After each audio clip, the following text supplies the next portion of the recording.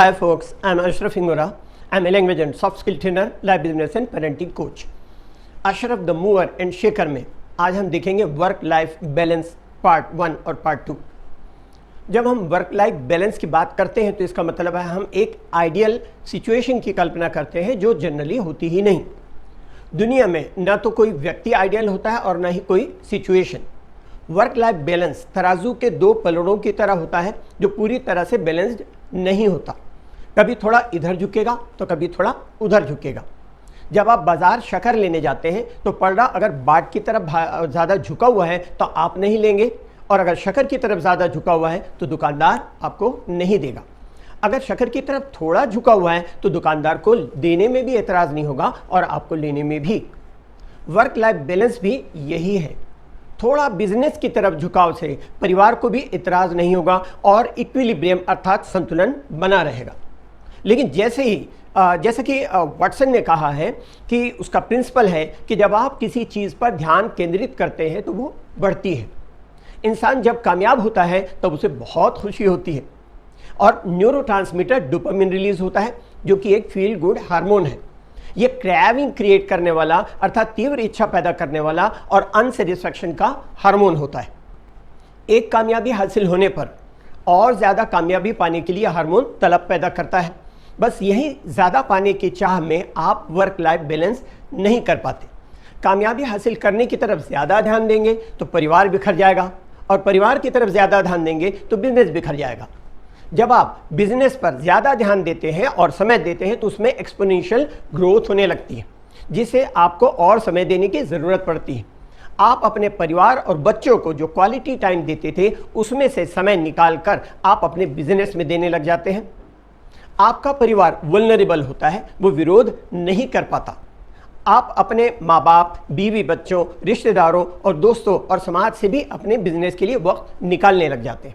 फिर आप अपनी डाइट, अपनी स्लीप, अपनी एक्सरसाइज से भी टाइम निकालने लग जाते हैं। यहीं से एक तरफा प्यार और नाइंसाफ़ी शुरू हो जाती और आप वर्क लाइफ बैलेंस नहीं कर पाते। हर व्यक्ति का अपना एक स्वभाव होता है, एक टेम्परामेंट होता है। क्रिएटिव आइडिया के लिए सॉलिट्यूड चाहिए और full focus and concentration and dedication की ज़रूरत होती है। दीवानगी, जुनून या ऑब्सेशन की ज़रूरत होती है। किसी शायर ने कहा है कि दीवाने को तहक़ीर से दीवाना ना कहना। तहक़ीर का मतलब होता है नफ़रत। दीवाने को तहक़ीर से दीवाना ना कहना, दीवाना बहुत सोच के दीवाना बनाए। और इन सब के लिए तन्हाई की ज़रूरत होती है। सब कुछ छोड़कर किसी तपस्वी की तरह तप करने की ज़रूरत होती है। लेकिन ये भी समझना ज़रूरी है कि बाप कामयाबी के नए नए झंडे गाड़ रहा है, अपने बिजनेस के खातिर बीवी बच्चों के प्रति अपने फ़र्ज़, अपनी जिम्मेदारी को नज़रअंदाज कर रहा है, और बच्चे बाप के नाम के विलुप्त प्राय पंछी एंडेंजर्ड बर्ड को देखने को तरस रहे हैं, गलत संगत में पड़ रहे हैं, रास्ते से भटक रहे हैं। तो क्या इसे आप कामयाबी कहेंगे? ऐसा ही था तो आपने शादी क्यों की? सिर्फ सेक्स की भूख मिटाने के लिए? क्या औरत कोई कमोडिटी है कि जब चाहे वो, जब ज़रूरत हो तो उपभोग करो और जब ज़रूरत ना हो तो इग्नोर कर दो? बच्चे पैदा इसलिए किए कि साबित कर सको कि आप भी मर्द हो। कामयाबी हासिल करने के आपके इस जुनून, इस दीवानगी की सज़ा वो क्यों भुगते जो आपके अपने हैं और जो गुनहगार नहीं है? इज्जत, शोहरत, दौलत और कामयाबी हासिल करने के लिए आपने लव्ड वन को नज़रअंदाज करना, आपके अपने लव्ड वन को नज़रअंदाज करना क्या गलत नहीं है? इस सच्चाई से इनकार नहीं किया जा सकता कि आपका जुनून, आपका पैशन आपको कामयाबी की बुलंदी तक पहुंचाने के लिए प्रेरित करता है। लेकिन आपके माँ बाप, आपकी बीवी बच्चे के प्रति भी आपका फ़र्ज़, आपकी जिम्मेदारी है। इसे बिल्कुल ही नज़रअंदाज नहीं कर दिया जाना चाहिए।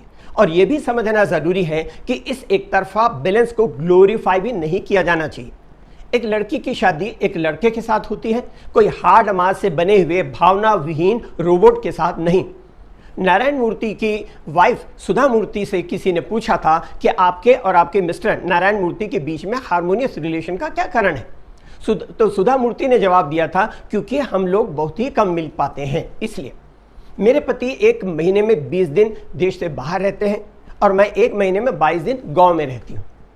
उन्होंने कहा कि कुछ सालों में मैंने रियलाइज़ किया कि मूर्ति जैसे लोग जिनकी ज़िंदगी, जिनका भोजन, जिनकी सांस लेना, पानी पीना इंफोसिस है, वो अपने परिवार के लिए समय नहीं निकाल सकते। ये एक तपस्या की तरह है। इसलिए जो व्यक्ति जैसा हो उसे वैसा ही स्वीकार करे, वैसे ही अपनाए। ये भी एक तरह की कुर्बानी है, एक तरह का एडजस्टमेंट ही है एक औरत का अपने शौहर के लिए। जाहिर है कि इसके लिए भी उन्होंने अपनी बहुत सी ख्वाहिशों का गला घोटा होगा। बीवी समझदार हो तो सेक्रीफाइस करने के लिए तैयार हो तो बात बन जाती है, वरना झगड़ालू जीवन या कैट एंड डॉग लाइफ हो जाती है। जिंदगी में एक मकाम तक पहुंचने के लिए हर शख्स को कुर्बानी देनी पड़ती है, और कभी कभी बहुत बड़ी कुर्बानी देनी पड़ती है। एक तरफ नारायण मूर्ति और उनकी तरह के अनेक लोग, चाहे वो स्पोर्ट्स पर्सन हो, आर्टिस्ट हो, वैज्ञानिक हो, सिंगर हो, म्यूजिशियन हो, पेंटर हो, उन्हें कुर्बानी देनी पड़ती है। तो दूसरी तरफ सुधा मूर्ति और उन्हीं की तरह के लोग जिन्होंने अपने शौहर की तरक्की और कामयाबी के लिए अपनी ज़रूरतों, अपनी ख्वाहिशों की कुर्बानी ज़रूर दिया होगा। सेक्रीफाइस कौन नहीं करता? कुर्बानी कौन नहीं देता? कुर्बानी सिर्फ कामयाबी की बुलंदी को छूने के लिए ही दी जाती है, ऐसा नहीं है। क्या ये बूढ़ा रिक्शा चालक अपने परिवार की ज़रूरतों को पूरा करने के लिए सेक्रीफाइस नहीं कर रहा है? वो भी इस उम्र में इतने कमज़ोर शरीर होने के बावजूद भी ज़रूरत इंसान को सब कुछ करने पर मजबूर कर देती। क्या ये लड़की जो अपने बीमार बाप को 1200 किलोमीटर साइकिल में बिठाकर कोरोना पीरियड में लाई, क्या उसने सेक्रीफाइस नहीं किया? जिसकी तारीफ अमेरिका के भूतपूर्व राष्ट्रपति बिल क्लिंटन की बेटी ने भी किया था। लेकिन अफसोस, इसको एक हैवान दरिंदे ने अपनी हवस का शिकार बना करके हत्या कर दी। कुछ लोग जो फेमस हो जाते हैं, उनके स्ट्रगल की कहानियां लिखी जाती हैं, उन्हें महिमा मंडित किया जाता है, गुणगान किया जाता है, लेकिन उनका क्या? जो कामयाब लोगों से भी ज़्यादा मेहनत करते हैं, संघर्ष करते हैं, उनके एफर्ट्स के मुताबिक उन्हें सक्सेस भी वो सक्सेस भी डिज़र्व करते हैं, लेकिन उन्हें डिज़ायर्ड सक्सेस नहीं मिल पाती। बस फ़र्क इतना है कि किसी की कहानी छप जाती है तो किसी की छुप जाती है। जिनकी कहानी छप जाती है, लोग उनके संघर्ष, उनकी कुर्बानियों की मिसाल देते हैं, गाथा करते हैं, और उनकी कहानी जो जिनकी छुप जाती है वो ऑब्सक्यूरिटी या अंधकार में खो जाते हैं। जितने भी पॉपुलर सिंगर्स हैं, उनसे भी बेहतर सिंगर्स हैं हिंदुस्तान में और सारी दुनिया में, जिन्हें बहुत से लोग जानते भी नहीं हैं, क्योंकि उन्होंने सही समय पर सही उन्हें अवसर नहीं मिला, वरना वो भी कामयाबी की बुलंदी पर होते। इसलिए सिर्फ संघर्ष करना, मेहनत करना, कुर्बानी देना काम नहीं आता। सही काबिलियत के साथ साथ सही अवसर का मिलना भी ज़रूरी है। कोई निश्चित रूप से ये नहीं कह सकता कि लक एग्जिस्ट करता है या नहीं, लेकिन अक्सर ये भी देखने में आया है कि जो लोग डिज़र्व नहीं करते, उन्हें भी कभी कभी डिज़ायर्ड सक्सेस मिल जाती है, और इवन जो डिज़र्व करते हैं, कभी कभी उनके हाथ भी कामयाबी से खाली रह जाते हैं। कुछ लोग संगीत में, पेंटिंग में या किसी ऐसे काम में डूब कर उस काम को करते हैं जो उनका पैशन होता है, उनका डिस्टिंक्टिव फोर्टे होता है। वो उस काम को करने में थक कर भी नहीं थकते, मानो अंदर की कोई आवाज़ कह रही हो, लगे रहो लगन के साथ। कुछ क्वालिटीज़ किसी इंसान में किसी दूसरे इंसान की बजाय ज़्यादा होती हैं, जैसे रेजिलियंस है, टॉलरेंस है, पेशेंस है। उसी तरह जिनमें स्वाभाविक रूप से न्यूरोट्रांसमीटर ऑक्सीटोसिन ज़्यादा रिलीज होता है, उनमें अपनापन और इंटीमेसी ज़्यादा होती है। दुनिया के एक बहुत ही कामयाब इंसान का रियलाइजेशन, उसके एहसास, उसके कन्फेस को सुनिए, तब आपको समझ में आएगा कि वर्क लाइफ बैलेंस क्यों ज़रूरी है। एप्पल कंपनी के संस्थापक स्टीव जॉब्स, जिनके पिता सीरियन बॉर्न मुस्लिम थे और उनका नाम अब्दुल फतेह था, और उनकी माँ अमेरिकन कैथोलिक थी। स्टीव जॉब्स को किसी और ने गोद लिया था। उनके आखिरी शब्द सुनिए, क्या कहा उन्होंने? एक वक्त था जब मैं बिजनेस वर्ल्ड की ऊंचाई को छू चुका था। लोगों की नज़र में मेरी ज़िंदगी सफलता की मिसाल थी, लेकिन मैं आज खुद को मौत के बिस्तर पर पड़ा हुआ देख करके अजीब महसूस कर रहा हूँ। पूरी ज़िंदगी मैंने कड़ी मेहनत की, लेकिन खुद के लिए वक्त निकालना ज़रूरी नहीं समझा। जब मुझे कामयाबी मिली तो मुझे बहुत फ़ख्र महसूस हुआ, लेकिन आज मौत के इतने करीब पहुंचकर सारी उपलब्धियां फीकी लग रही हैं। इंसान को जब ये लगने लगे, उनका कहना है कि इंसान को जब ये लगने लगे कि उसने अपने भविष्य के लिए पर्याप्त कमाई कर ली है, तो खुद के लिए जीना शुरू कर देना चाहिए। दिल को तसल्ली देने वाली कोई पुरानी चाहत, कोई शौक, ख्वाहिश को पूरा करना चाहिए।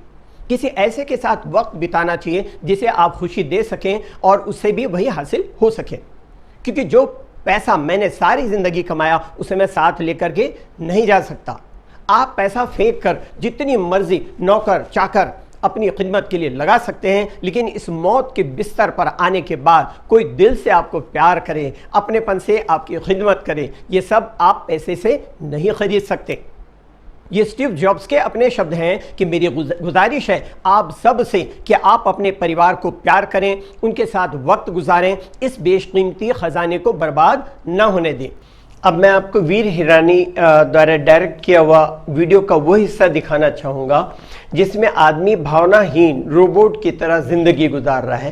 फैमिली और बिजनेस के बीच में प्रॉपर बैलेंस मेंटेन करने के बजाय जस्ट हैंकरिंग आफ्टर मनी, जिसे कहते हैं पैसे के पीछे भागते हुए स्ट्रेसफुल ज़िंदगी गुजार रहा है।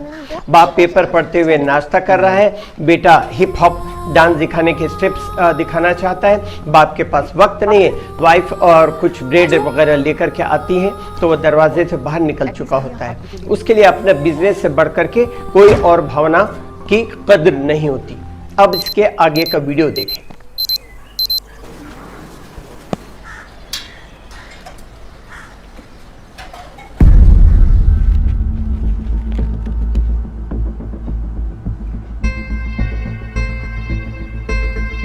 जी आप फोटो आने न्यूज़पेपर ऑबिटरी में 1 अप्रैल अग्री, मगर ऐसा मजाक जिसने भी किया वो तो फिक्स है। Hello, I am talking to you not to Gandhi काका, आप लोग क्या कर रहे हो? जी क्या मजाक है?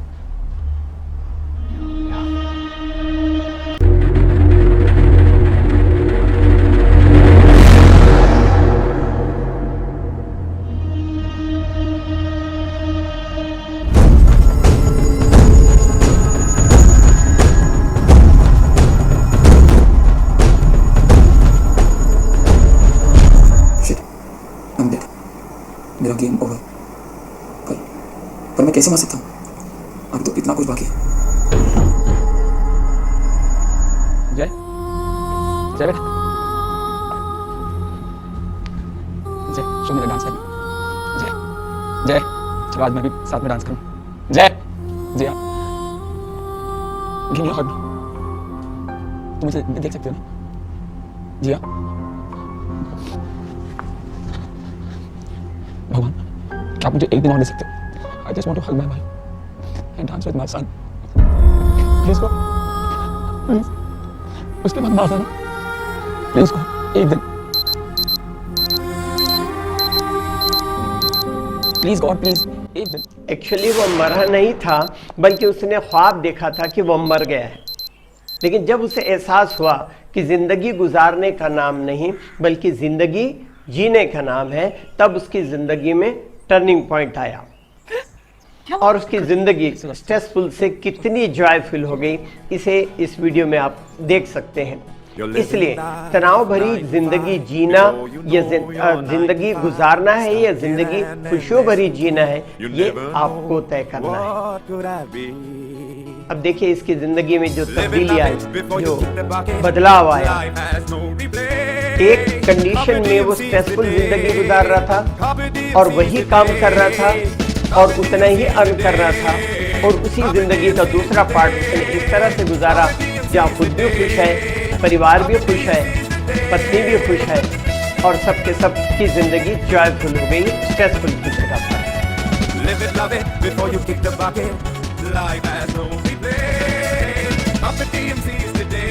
आज उसके पास पत्नी के लिए वक्त है, बच्चे के लिए वक्त है, बच्चे के साथ खेलने के लिए वक्त है, डांस करने के लिए वक्त है। तो ज़िंदगी जीना सीखें ज़िंदगी गुजारने के बजाय, और उसके बाद आपकी लाइफ में ऑलरेडी स्ट्रेस ख़त्म हो जाएगा।